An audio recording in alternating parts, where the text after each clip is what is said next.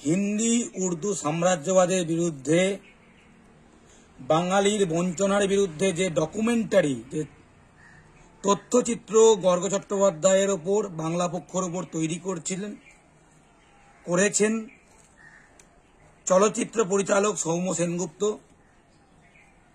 বাস্তব চিত্র তুলে ধরা হয়েছে, স্বাধীনতার পর থেকে বাঙালির ওপর নিপীড়নের চিত্র তুলে ধরা হয়েছে, হিন্দি উর্দু আগ্রাসনের কথা তুলে ধরা হয়েছে, বাঙালির চাকরি, জমি, বাড়ি, ভিটে, ফুটপাত সবকিছু দখলের গল্প তুলে ধরা হয়েছে এবং বাংলা পক্ষ এবং গর্গ চট্টোপাধ্যায় লড়াইয়ের কথা তুলে ধরা হয়েছে। যে 1 ঘন্টার তথ্যচিত্রে সেটা সেন্সর বোর্ড পাশ করেনি, সেটা সেন্সর বোর্ড অনুমতির ছাড়পত্র দেয়নি।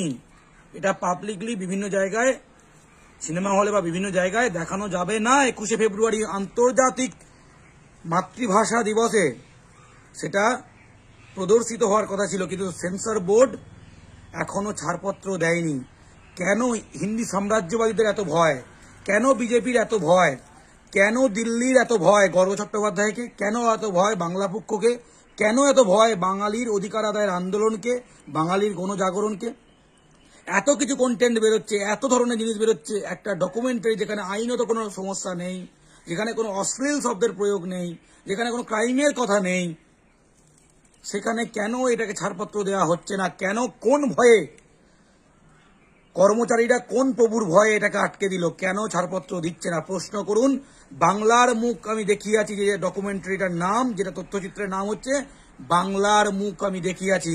গর্গ চট্টোপাধ্যায় তথা বাংলা পক্ষের ওপর নির্মিত সৌম্য সেনগুপ্ত পরিচালিত এই ডকুমেন্টারি বা তথ্যচিত্র, সেটা কেন প্রকাশ করতে বাধা দিচ্ছে সেন্সর বোর্ড? কেন প্রকাশ করতে বাধা দিচ্ছে দিল্লি? কেন প্রকাশ করতে বাধা দিচ্ছে বিজেপি?